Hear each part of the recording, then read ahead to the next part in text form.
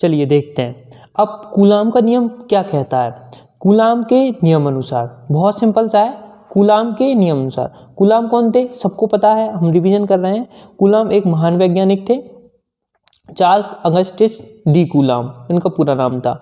तो बहुत सिंपल सा नियम है। कूलाम के नियम अनुसार जब किन्हीं दो आवेशों को, दो आवेश होते हैं इसमें, जब किन्हीं दो आवेशों को पास लाया जाता है तो उनके मध्य एक आकर्षण या प्रतिकर्षण बल कार्य करने लगता है। जब दोनों समान होते हैं तो प्रतिकर्षण बल कार्य करता है, और दोनों विपरीत होते हैं तो आकर्षण बल कार्य करता है। तो आकर्षण या प्रतिकर्षण बल कार्य करने लगता है। अब यह बल क्या होता है कि यह बल दोनों आवेशों के समानुपाती, दोनों आवेशों के गुणनफल की क्या होता है, समानुपाती। गुणनफल भी लिख सकते हैं या आवेशों के समानुपाती, तथा उनकी बीच की दूरी के वर्ग के व्युत्क्रमानुपाती होता है। उनके बीच जो दूरी होती है उसके वर्ग के क्या होता है, व्युत्क्रमानुपाती होता है। तो अब बहुत सिंपल सा है, हमें समझ में आ गया है। चलो मैं यहाँ पर डायग्राम से भी समझाता हूँ तुम्हें। बहुत सिंपल सा है, डायग्राम से भी समझेंगे हम इसको कि क्या कह रहे हैं। कूलाम कह रहे हैं कि यदि हमारे पास में क्या हो, दो आवेश हो। मान लो कि यहाँ पे अपने पास में क्या है, दो आवेश है। यहाँ पे अपने पास में प्लस क्यू आवेश है और इससे थोड़ी सी दूरी पर हमारे पास में क्या है, माइनस क्यू आवेश है। अब इनके बीच में मान लो क्या है, इनके बीच में दूरी क्या है, आर है। इनके बीच में दूरी क्या है, आवेश है, आर है। तो अब प्लस क्यू आवेश और माइनस क्यू आवेश, चूंकि ये आवेश क्या है, माइनस क्यू आवेश है, और ये दोनों आवेश क्या है, विपरीत हैं, प्लस और माइनस। तो इनके मध्य आकर्षण बल लगेगा। अब आकर्षण बल क्या होगा, तो यहाँ पर अगर मान लेते हैं, हमने लिख दिया कि अगर माना कि ये आवेश क्या है, कि आवेश Q1 और Q2 है। कहीं कहीं पे यहाँ पे Q0 और Q1 भी मान लेते हैं, या ये Q0 और Q1 मान लेते हैं कि आवेश Q0 और Q1 है, तथा इनकी बीच की दूरी क्या है, दूरी क्या हो, तो दूरी इनकी बीच की दूरी क्या हो, R हो। तो देखिए क्या हो जाएगा, तो इनके मध्य लगने वाला आकर्षण बल, तो यहाँ पर हो जाएगा बल न्यूटन के नियम से, कूलाम के नियम से F बराबर, F क्या कहते हैं, F समानुपाती है। किसके समानुपाती है, कि दोनों आवेशों के समानुपाती है। तो यहाँ पर अपन ने लिख दिया समानुपाती किसके, Q0 इंटू Q1, इन दोनों आवेशों के गुणनफल के क्या है, समानुपाती है। दूसरा ये क्या कह रहे थे कि जो लगने वाला जो बल है ना, वो इनकी बीच की दूरी, अब इनकी बीच की दूरी क्या है, R, तो इन दोनों के बीच की दूरी क्या है, R। तो R के बीच की दूरी, R के वर्ग के क्या है, व्युत्क्रमानुपाती है। व्युत्क्रमानुपाती को 1/r लिखते हैं हम, R²। ठीक है, अब इन दोनों को अपन ने मिला दिया। अगर हम इन दोनों को मिला दें तो F समानुपाती क्या हो जाएगा, F समानुपाती हो जाएगा Q0 इंटू Q1 अपॉन क्या हो जाएगा, R²। लेकिन हम जानते हैं क्या, कि F बराबर, यहाँ पर हमने लिख दिया एक नियतांक जिसका एक मान होता है Q0 Q1 अपॉन R²। अब जहाँ पे K क्या होता है, जहाँ K एक नियतांक है, K क्या है, नियतांक है। नियतांक यानी जिसका एक निश्चित मान होता है।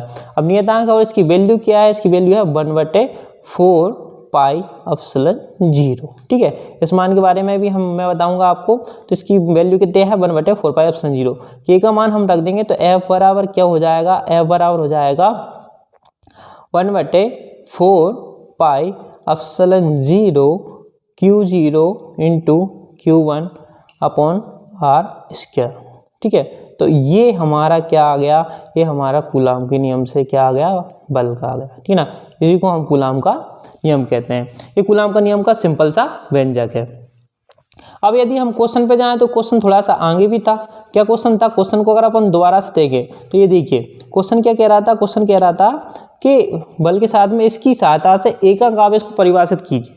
तो एकांक आवेश को परिभाषित करना भी बहुत सिंपल सा है। इसमें ही आगे चलते हैं नीचे, हम इसमें क्या करेंगे, हमको बस मान रख देना है। क्या मान रख देना है कि भैया हमारे पास में बल क्या होता है, तो बल का मान निकालने के लिए हम यहाँ पे लिखेंगे F = 1/4 पाई, चीज़ें एप्सिलॉन 0 तो है ही, तो यहाँ पर हमको थोड़ा सा मानना पड़ेगा। क्या माना कि माना कि आवेश क्या है, आवेश, तो दोनों आवेशों को हम मान लेते हैं कि Q0 बराबर Q1 बराबर है Q, मतलब दोनों आवेश Q हैं। और 1/4 पाई एप्सिलॉन 0 का मान याद रख लो तुम, क्या होता है 9 × 10⁹। ठीक है, और F का मान क्या होता है, तो F का मान तुम सबको पता ही है। क्या पता है कि F का मान भी होता है 9 × 10 की घात 9। ठीक है,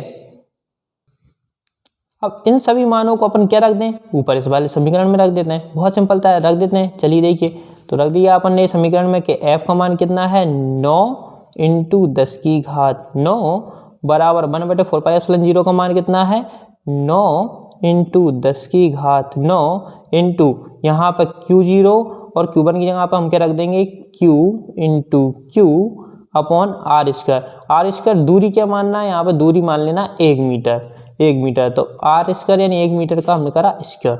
अब देखो इससे ये कट गया, तो यहाँ पर क्या बचा, यहाँ पर कुछ नहीं बचा, यहाँ पर क्या हो जाएगा, यहाँ पर बचेगा 1, यहाँ पर क्या बचेगा Q और Q हो जाएगा Q स्क्वायर। तो इसको हम Q बराबर लिख सकते हैं +-1। ठीक है ना, Q बराबर हो जाएगा +-1। यही हमारा क्या होता है, एकांक आवेश कहलाता है। यही हमारा क्या कहलाता है, एकांक आवेश। ठीक है, अब परिभाषा क्या लिखेंगे, तो परिभाषा बहुत सिंपल सी हो जाएगी कि जब भी दो आवेशों को 1 मीटर की दूरी पर, जब भी दो आवेशों को 1 मीटर की दूरी पर रखा जाए और उनके मध्य 9 इंटू 10 की घात 9 बल लगे, तो उन दोनों आवेशों को हम एकांक आवेश कहते हैं। उन दोनों आवेशों को हम क्या कहते हैं, एकांक आवेश कहते हैं। तो अच्छे से समझ में आया कि नहीं आया? अगर नहीं आया वो समझ में, तो मुझे कमेंट करके ज़रूर बताएं और इसको दोबारा से रिवीजन करके देखते रहें, बार बार देखते रहें। बहुत इंपॉर्टेंट क्वेश्चन है और जो भी आपके सुझाव हों उसको ज़रूर मुझे बताएं। धन्यवाद। और चैनल को सब्सक्राइब जरूर कर लें। आगे हम पूरे 100 इंपॉर्टेंट क्वेश्चन करेंगे जो आपको पेपर में बहुत ज़्यादा मदद करेंगे। ये अपना पहला क्वेश्चन हो गया आज।